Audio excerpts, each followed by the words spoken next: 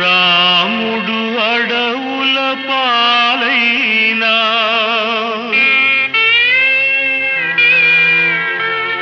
పాండవులు పరాయి పంచల పాలైనా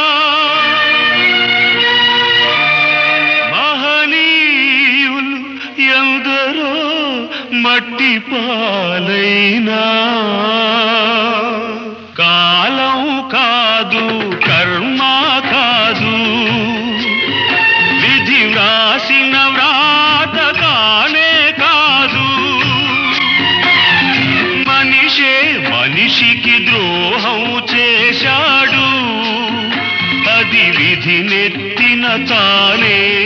వ్రాశాడు